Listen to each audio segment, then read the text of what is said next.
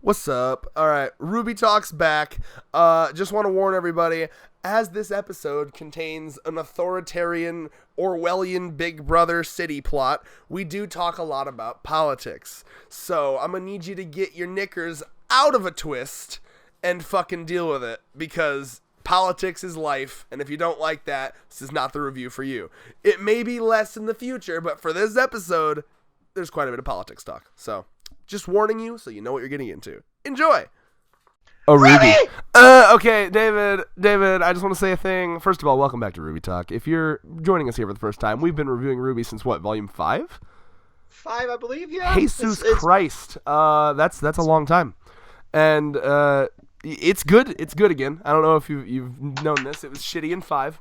And it was good in 6, and now it's real good right now. And I just want to open up this review by asking you a question, David. David, what? Do you remember who my favorite character in RWBY is? Penny! It's fucking Penny. So, when this bitch... First of all, I could tell that was the creator of Penny. I was like, wait a minute. Wait just a goddamn minute. You know, and I literally... Because I paused the episode before Penny was even revealed. I paused the episode, and then I went back... I googled Penny creator, and it was like, you know, remember that one shot back of his head with the fucking like white bald at? I was like, it's the same guy. Here, this is Penny's creator. I didn't expect her to just show up. I thought they were gonna be like ease us into that. So that's amazing. I had a theory for a long time that it was that RWBY.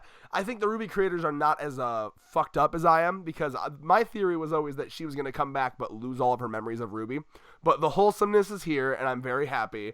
I had very much missed the salutations, and we got one hell of a salutation. This was the Avengers assemble of salutations. Oh, Sal!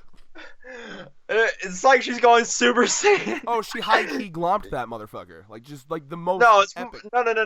It's the Kamehameha of fucking salutations, my dude. And then also... just immediately showing and reminding me why Penny was my favorite character. This motherfucker is like, it's like, I cannot wait to talk to you about this shit. It seems we must wait. It's so fucking good. Oh, what a best.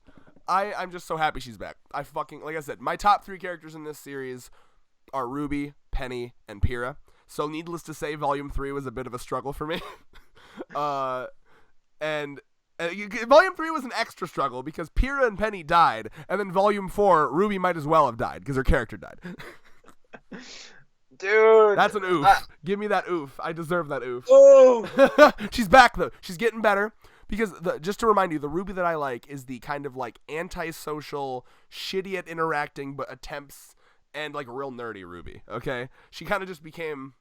blank slate main character in volume 4 and 5. They brought it back a little bit. Well, the line I really liked in volume 6 was, can a girl read her comics in peace? I always love allusions to her nerdiness, and I think that I would hope that they could bring back her like shitty and social scenarios quirk back as well. Like, I think back to volume 3 where she's talking to Winter and she was like, we will adjourn at the nearest juncture in your court. Like, I need more of that, RWBY. But other than that, Penny's back. Love her already. I mean, I'm back to loving her, and I'm just really happy about that. Dude, what do you think, David? Dude. I love the laser boots. Oh. She went from having, like, the multiple fucking sword she definitely is gonna still have those swords. But now she's just like a fucking... Oh, I love it. No, you want to know what I thought that was? I had no idea that was going to be Penny. I really didn't. Like, maybe I should have. I assumed it was going to be like an automatic security drone, just to show how like authoritarian the state is. That's what I was thinking at first. I'm like, it's super political. Red's going to have a field day with all the politics. Oh, and I will.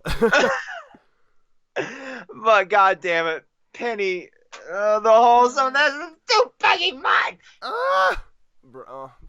Yeah, also, I don't remember who Nora. said it. If it was Blake or I think it was might have been Blake. That was whoever said it. It's strangely wholesome, and they were like, "That is kind of Penny in a nutshell." Strangely wholesome. Yes. And then let's go through some good moments here. Nora in the dancing shoes. Oh yeah. So just No, we're gonna meet Nora. Nora's voice actress is at a con that we're going to next weekend. So if everything plays out well and we don't get prevented by an act of God, Nora's voice actress will be in the intro of next week's episode. We're gonna have her say something or intro it or something. I'm very excited for that. We're going to pay her to do it. Of course. That's assumed. That if you've ever been to a con ever, voice actors have a thing where like you can pay them money to do a voice clip. Like, come on now. Jesus Christ. I don't have to spell everything out for these people. Yes, you do. Well, this is the internet. There are some people that will be insulted no matter what you do. Like, I've literally seen people, like, say an opinion and, like, have a million qualifiers and prerequisites about it. Like, here's my opinion. Doesn't mean this, doesn't mean this, doesn't mean this, doesn't mean this. And they're like, still makes you racist, still makes you sexist. It's like, stop, no, I did it. You know what I'm saying? People that want to be insulted will be insulted.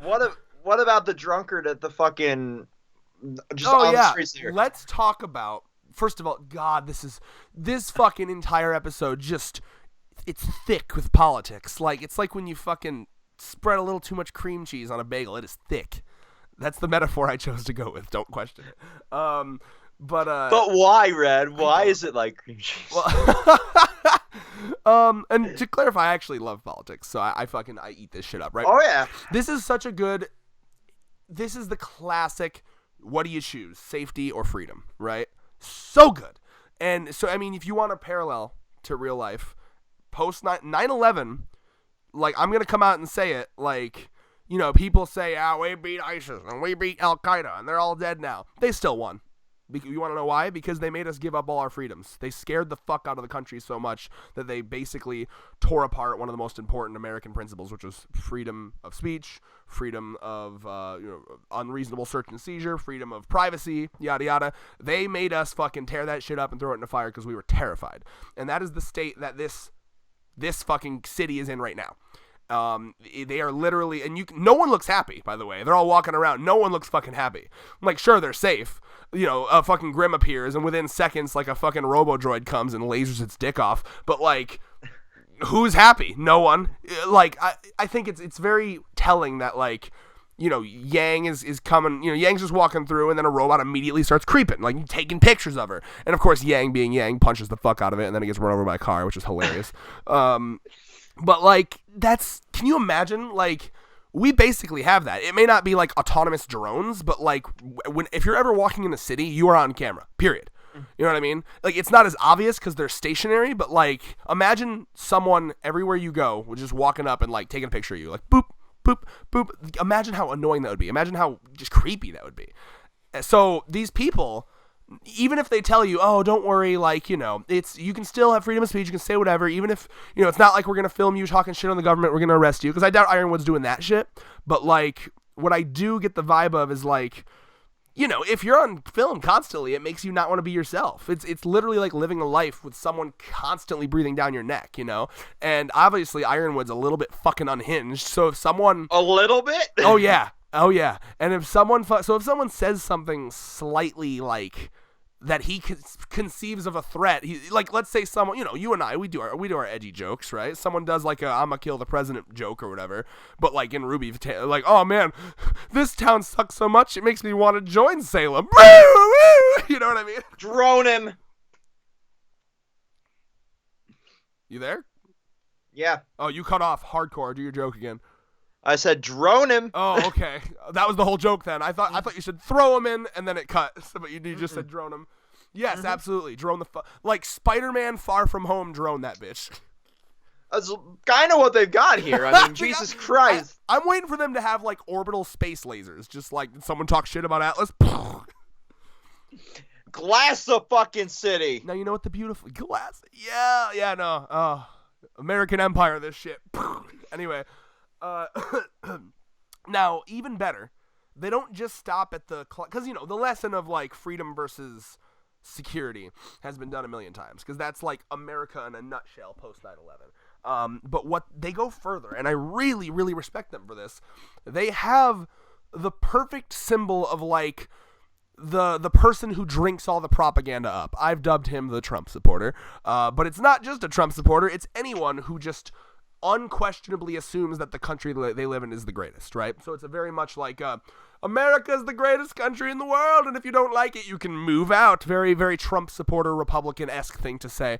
And I'm not just singling out Republicans. I've seen, non-political people do it. I've even seen people that call themselves on the left do it, which is strange because the left should be anti-authoritarian. But either way, it's that person that's very, the place I live in is just great by default, and they're just eating that narrative up. But North Korea is the same way. They teach their people to assume that where they live is heaven on earth and everything else is worse, right?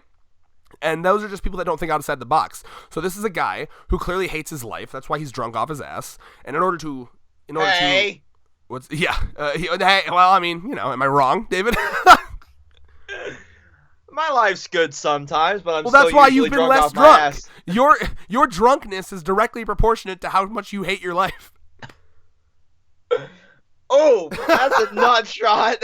You can literally track David's drunk levels throughout the channel history and directly attach that to his depression. I love you, buddy. I love you, buddy. But you've given me a free pass on all dark jokes for the channel, for the sake of the channel. You told me. I don't really care. You're not wrong. So it's just, I love that moment because he really is just the like. He literally even did the if you don't like it, go somewhere else. Oh, we're giving aid to other countries. Fuck them. It's such a fucking like Trump supporter. That's absolutely what it is. Well, I mean, if you track, and this is me being a little political here, if you track Rooster Teeth throughout the last few years, they've severely went to nothing more than attacking more right-leaning people. As they should. I have no fucking sympathy for them. I'm not denying that usually the right is wrong, but they went hardcore, especially like Jack from Machine Hunter, like the anti-Trump. And Jeff too. Remember when Jeff got when Trump did the transgender ban on the military? Yeah. So, they're reprehensible. There's nothing defendable about them, and so I think that the more media that, because most media I read, and I would argue most media, if you're reading something that's about rising up against an authoritarian power, if you're reading something about a villain that wants to take over the world and people fighting for freedom, those are all left-wing ideals. No matter how much you may argue against that. If you are enjoying these people or these shows, rooting for these people, and yet are a Republican, you're brainwashed. I'm sorry. I'm coming out with the hot facts right now, okay? If you are for fighting against an authoritarian power, you are a left-wing leaning person. That's just the truth. And that's what this show is about. That's what most of these shows are about. At the end of the day, it's bad person wants to rule the world. Good people want people to be free. Right? And that is, I'm happy to see Rooster Teeth actually not even fucking being subtle about it anymore, because I like that personally. They're directly calling out people that just buy into the propaganda of their state, of their country, of their city, and this is a guy who not only was and accurately showing that a lot of those people are also racist, because he goes right from drinking the fucking Kool-Aid of the propaganda of his country, saying it's the greatest, to being racist against faunus. Yep. So I mean, and typically people that do that are anti-outsiders, because they assume that every country other than their country is shitty, and therefore anti-outsiders. Your outsiderness will bring in shit to our country. Yada yada yada. And one last thing that's beautiful about this, typically people that are either far right or conservative, their brain is run by fear. Their whole thing is fear. They fear others. They fear change. They fear death. Blah, blah, blah, blah, blah. And that is what this country's all about. It has instilled this fear in people because they're literally like, we're here to keep you safe. And it's just like Osmond said in Volume 3, all this fucking military, all this surveillance. People aren't dumb. This isn't going to make them feel safe. This is going to make them think, Jesus Christ, what are we being protected from? And that immediately instills a very right-wing, constant paranoia about the outsider-ness in all of the citizens. And then, of course, in the world of RWBY, that doubles down as the more fear, the more paranoia, the more negative thought, the more grim be brought, and it's a cycle. It's a fucking snowball effect. So it's really just a cycle of hate personified in this country. and it's just becoming an authoritarian regime where it's like literally Big Brother is watching you. They have monitors like, please remain calm. We are here to protect you. It's just, I love how on the nose it is. I actually love it. Well, diving into Ironwood, the last time we really saw him is when he was saving Weiss at the party. Yeah, and that's the fun part about Ironwood. He's not a total dick, but he is kind of off his rocker right now, and I'm curious to see how far he's gone.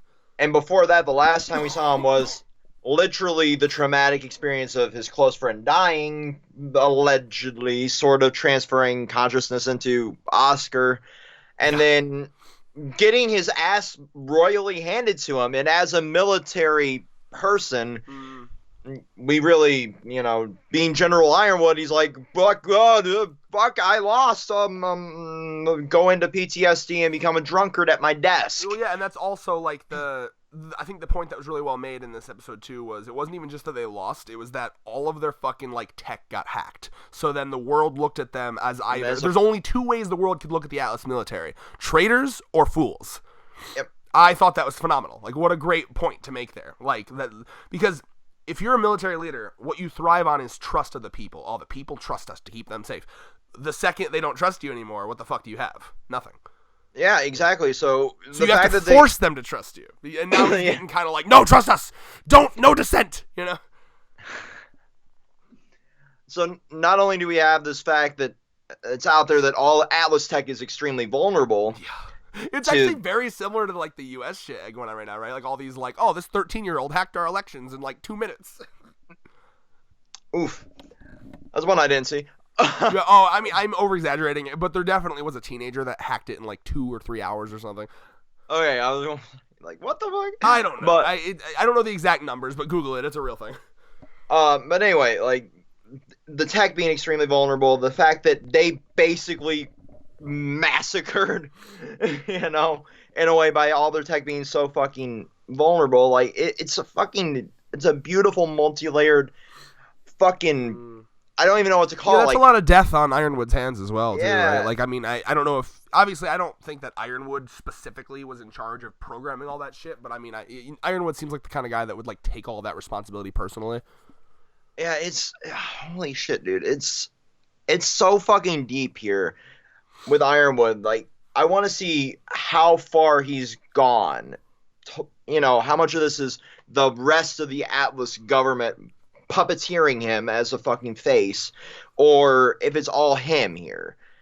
Yeah, I'd be curious to see like how far this goes, how deep it goes. And also we see that Winter seems to be drinking the Kool-Aid as well. Or is she being forced as well? Yeah, that's why I'm interested about, because again, remember too, Winter and Crow had like a thing. Like Crow's introduction and Winter's introduction was immediately followed by one of the best fights in Volume 3. And they have a funny little interaction, so I'd like to see them meet again. And I feel like Crow in this instance represents like the freedom over security, whereas Winter may represent the security over freedom, and they could have a good verbal argument over that. Yeah. And then we have the Aesops here.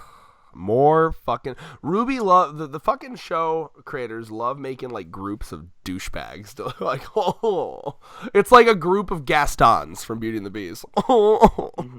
Oh, look at me! I'm so pompous and. Well, do you remember Volume 6 in the very beginning? There was those douchebags on the train. Like, there's just always groups of douchebags that are like, Well, I mean, if you watch the intro, which everybody on RWBY was like, "Don't watch the intro; it'll spoil things." It wasn't that spoiled, other than the fucking designs, which we will talk about, by the way. The designs and the fact that Penny was in the intro shot, apparently. Well, luckily, Penny showed up before the intro, so I'm fine. Yeah, I don't understand why they were like, blah. Maybe the intro is in like a separate video on YouTube or something. That could be. So like, if people watch the intro before they watch the first episode, they get spoiled to the fact that Penny's back and the Aesop's designs and all that shit. I don't know. I'm curious. The Aesop's, even the name sounds dumb. Yeah, let me actually check YouTube since I have it open here. RWBY. Well, while you're doing that, let's see here. What do you think about? Let me think here. Anything else? Is there anything else in the episode to talk about before we talk about like designs and shit like that was revealed in the opening? You got any more episode shit to talk about?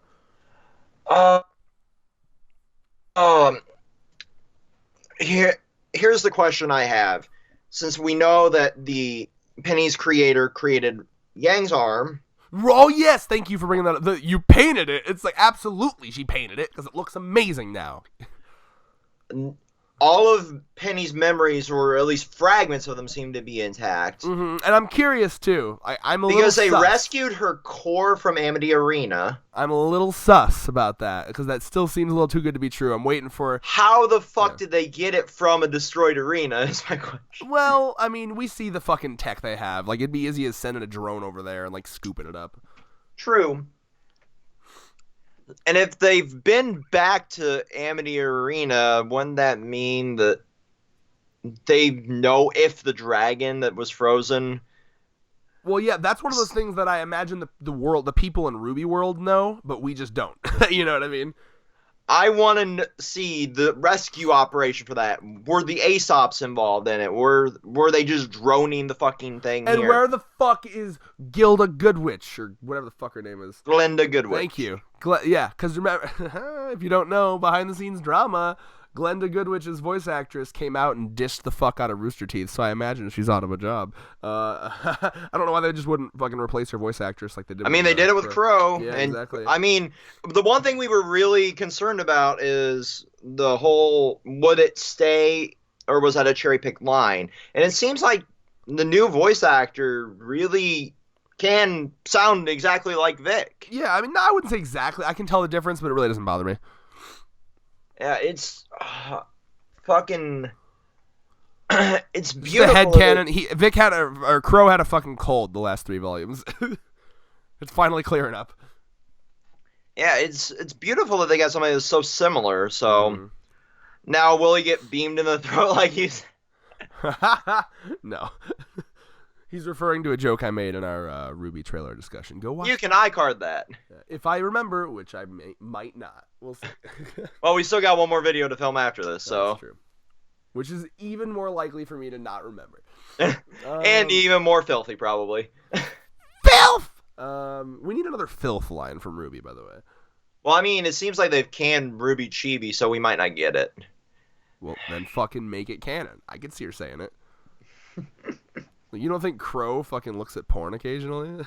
I picture Crow being the dry of the series. Crow literally, like, his introduction, like, one of the fucking first things that he was like, I was paralyzed by the length of her skirt. Which is amazing. I will never get over that scene. He's talking to his nieces. He's talking to a group of young girls, and he's just like, the thickness of that waitress. I couldn't even. So, did you see the dust miners or whatever in the cart? What was that? I saw that, like, a bunch of miners on a truck, and I didn't really understand what was... Alexa, play 16 tons. Or don't, because I don't know if that's copyright. 16 tons. La la la. Spotify. Stop it. Nope. Turn it off.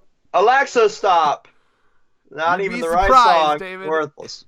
You worthless piece of shit. Me? No, Alexa. Oh, okay. Yeah, what was that? What was that to signify, like, in the plot? I'm guessing the just working conditions there. Because Yeah, we already know that they're miserable from being surveilled, but they're also miserable from their working conditions, almost as if they're Amazon employees. Oh yeah, and we saw, like, nice dig. But we also saw things like there's an unregistered weapon, unregistered huntresses, like, everything's so rule based. Like, it strikes me as like a society where, if someone had a fucking, like, switchblade to, like, fucking, cut open, like, a turkey on Thanksgiving, they'd be like, that blade's 3.3 millimeters too long, confiscated, you know what I mean? Also, I really dig the Aesop's bindings. Bindings? From where they detained Team RWBY. Yeah, RWBY. they just chucked it, right. Fucking leave it to the guy into BDSM to say that. Pick up on that. Where do I get some of those? That was the first thing that went through my fucking mind. Just fucking, you're on Tinder, and you get, like, a one-night stand to come over to your house, and just the second she opens the door, you just yeet those at her, like, we starting now! No foreplay! La la la la la, I'm not listening! And in this scenario, she knows what she's getting into, so there's nothing uncouth about it. It's right in the Tinder bio. Yeah. Oh, yeah, but, yeah. David's like... Wait, please read your bio to me, David. What's it say? Dude, I uninstalled that shit like 6 months ago. Get ready to be gagged, chained, whipped. You can't go silent on me, damn it. There it is. There's the squeak. All right.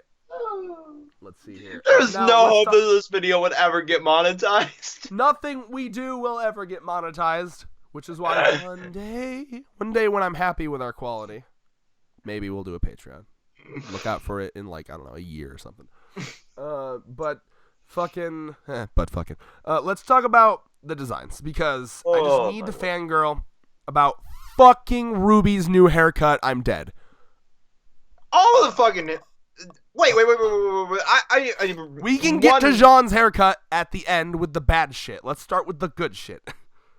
That good shit.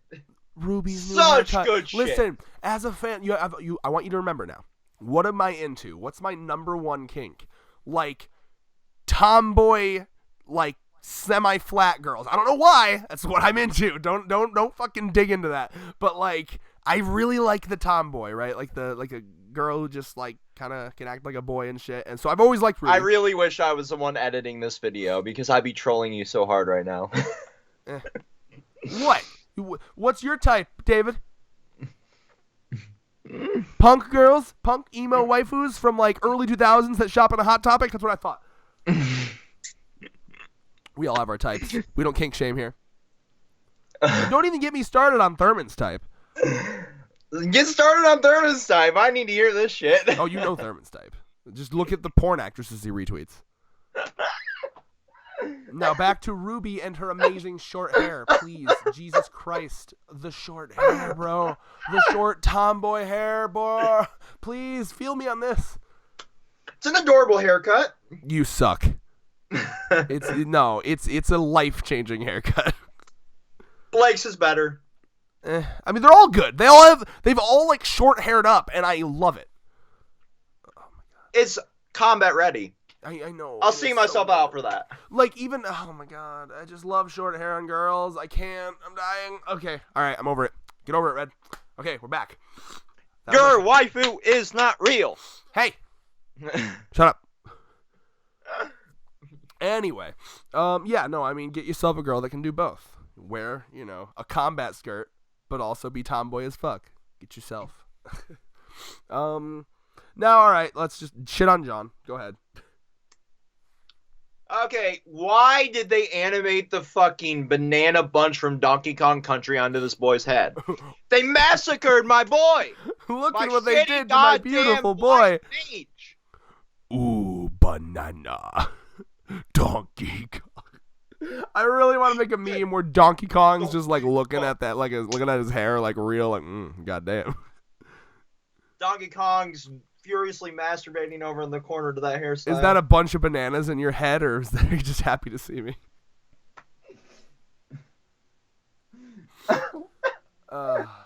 Yeah, that's a bad haircut. I'll be honest. Everyone else, I mean, like you've doubled the sexiness output of most of these characters, and then Jean, you just made him look like a fuckboy. He really does look like a fuckboy. You fuckboyed him up, like you. I really can't say anything with my cosplay hairstyle right now. That's okay, but you pull it off better than Jean. Your hair doesn't look like bananas. I do look good as a fuckboy. I'm sorry, I'm gonna need to get a bunch of bananas and just wear them on my head and see if I can do a Jean cosplay. I want it, bro. I want to go up to Nora. I want to go up to Nora's voice actress with a fucking bunch of bananas on my head and be like, "Who am I? Who am I?" And then, like, in her voice, like, "Jean." Please fucking do that. You. I want that. You. Who's gonna sneak bananas into the con? Are the people not gonna be like, "Why the fuck do you have a whole ass bunch of bananas in your bag?" That's a little weird. Also, I'm pretty sure they're like no outside foods allowed, so I can't. I have low potassium. I need to have. I have low potassium. I gotta eat like a whole ass bunch every day. It's real annoying. Oh, and this is why this is my favorite series on the goddamn channel. Man, it's just as good. Don't even fucking go there. Chainsaw Man's just as good. We can at least be pure and wholesome for fun. No wholesome. minutes Only of this death. one before devolving it into sex talk. That's true. Chainsaw Man's immediately like either you're thirsty about the girls or just bloody murder, clit bullet. Bloody Murder Clip Bullet. Oh, That is my new band's name. Bloody murder, Do clit not- bullet. I'm into it. If you don't know what we're talking about, please go check out our Chainsaw Man review. Welcome. Subscribe if you're into this kind of humor, please and thanks. At least you didn't do it for the outro. Like, comment, subscribe, and smash that like button. Smash that clit. Oh man. Yeah, no, I'm very happy. I'm very happy about the new designs for the most part, except for Jean. Sorry about you. Sorry. Jean. Ren looks like a dapper lad, and Oh yeah. I gotta say, if I was gay, he'd be my type. Yeah. My gay type is like David Tennant or Andrew, which you don't know. My buddy Andrew. Like the skinny, kind of like skinny. I don't know how to describe it. What would you Skinny describe discount Danny Sexbang. Jesus Christ, I'll spit it out. Yeah, okay. Danny Sexbang, but I'm not a fan of his hair. I don't like the big old fro hair. I dig it. Seems like it looks messy. I like on a guy. I want like kept ass hair. You know, like I said, go look at David Tennant's hair. That's perfect. Ollie Sykes from Bringing the Horizon. But not bananas. and To clarify, fucking Ren. no bananas. There we go. No banana. If you got banana hair, I ain't fucking you. Yo, this bitch got banana hair. That's There whack. is no fragile masculinity on this channel whatsoever. Not at all. I was just talking about fucking a dude. I know. Oh, I thought you just were being sarcastic. Okay, good. Yeah. Welcome. Yeah, we don't do that here. If you're still here after my rant about how right wingers are fucking garbage, you should know where we stand. Congratulations for making it past the required political talk in any video. I just dropped my little Circle Tunes dude on my laptop. You remember that thing? Oh my god, you still have it? Absolutely. What would I do with it? He best. I'm shocked you haven't lost it in moving or that your roommate hasn't used it for some sort of political gag. Okay, I guess. Final thoughts. Check out David. Circle Tunes Twitter David. to get the reference. Oh, okay. Final thoughts for you, sir. Okay, so they're all in the back of a paddy wagon in the place. Oh yeah, they got arrested. I love it when my main characters get arrested in the first episode. Right? Crow being like, this is And more what I I'm expected. curious. Crow being like, this is what I expected. It makes me wonder how many I times. loved it. Oh yeah. Well, I just want to say, how many times do you think Crow's been like? This seems like all up Crow's alley. Like, oh yeah, Well, this is Crow's- more like my teenage years. Crow is bad luck incarnate. So I can imagine the poor bastard's been in jail more times than I can count on my digits. Don't worry. I know I know exactly what bail's gonna be already. I've been in jail enough. Yes, they have my personal cell ready for me. Put it on my jail. put it on my tab. Your tab for I still jail? have money in my Yes. commissary. Oh man, yeah. I already know exactly where I'm gonna drop the soap. I already know the biggest, baddest bastard in here to beat up again. Oh yeah, he can go in there and like fucking, you know, like what's that game that's like shittily made where it's like you got to go into jail, fucking take it over, you know, Hard Time or whatever. I do not know. Oh, it's like a shitty like internet game. Well, anyway, final thoughts, predictions, friend. What with them being in the back of a paddy wagon, or I'm assuming some sort of paddy wagon airship because it's fucking Atlas and it's in the sky. I really wonder how quickly they're going to get to Ironwood because the intro's like they're all there. So how quickly are we going to get from point A to point B? Are we going to see a RWBY style trial? Ha, bruh. I mean, it'd be interesting because like Out for some obviously- Phoenix Wright objection. Well, I feel like a lot of times these things go quicker than we expect, which I really appreciate. It's kind of like I'm trying to remember the what was the thing where remember when they were traveling to get to a place last volume? I expected it was gonna be the whole last season, but it was like 3 episodes or something. Well, I mean, to be fair, the season before that, it was the entire goddamn exactly. one. What I'm saying is they've upped their pacing game, right? So like, I guess the point I'm making is here's how I see it going down. Sorry about my voice, by the way. I'm getting over a cold, so sometimes it wavers. But I imagine that they're gonna maybe start a trial. And then it's gonna look like it's gonna take a while, and then Ironwood will come in and be like, "Oh, I know these guys." What the fuck are you idiots doing? These are my friends. How can you come into my perfect authoritarian society where nothing bad ever happens ever? And not politics. Bro, I'm telling you, man. Like, You're gonna scare them all away, Red. There are too many people. I'm just so happy that this fucking show is making this point, though. Like, do you realize there are so many people that are just begging for censorship? You know what I'm talking about, right? Oh, yeah. Oh, I can't get over it, bro. Like, even people on the left, or a lot of times people on the left, they're like, oh, please. It's too hard. This word hurt my feelings on Twitter. Censor it. No, man. Like, here's the best way to do it. Do what I do. Come online and shit on them. Tell them how fucking dumb they are. And then, here's the thing. If you say censor them, then they'll censor you. You know what the better option is? Instead of everyone getting censored back and forth, you come on and you tell them how they're fucking dumb. You say, you're a dumbass, and you don't get censored. And then Jesus Christ, people are so dumb. Don't beg for censorship. Humans are dumb. This is what you get. That's the end goal of this, is this fucking society in this show right now. We live in a society. Oh, God. That's a genuine... Like, I could rant about that forever. I can't stand people that beg for censorship. It's so fucking... Tune in next time to Red Rants. You feel me, though, right? Like, that's a genuine terrifying... Like, oh, my God. And then, like, did you see this thing on Twitter now where motherfuckers can hide replies? I'm okay with it. Let them be snowflakes in their bubble. I'm not okay with it, actually, because David, you need to educate yourself more on this. That's so bad, because like you realize one of the best things about Twitter was that it was a free marketplace of like what's happening. So for example, if someone in high power says some dumb shit, like let's say a politician tweets out a blatant lie, right? Let's just hold on. Let me finish, please. Let me finish. Let's just name the politician. It's going to be Donald Trump that uses this the most. Right. So let's say, it's pretty funny. Let's say someone says something that's obviously a lie.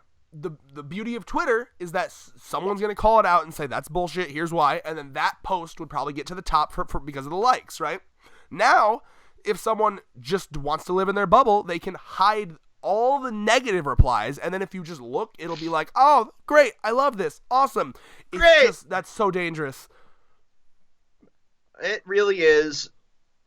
And it'll get bashed into oblivion by sane people because it's fucking stupid. So that's all, and I'm only calling this out because it does absolutely relate to this fucking episode. This episode's all about authoritarianism and choosing fucking safety over freedom and what happens when people get paranoid and rule with fear.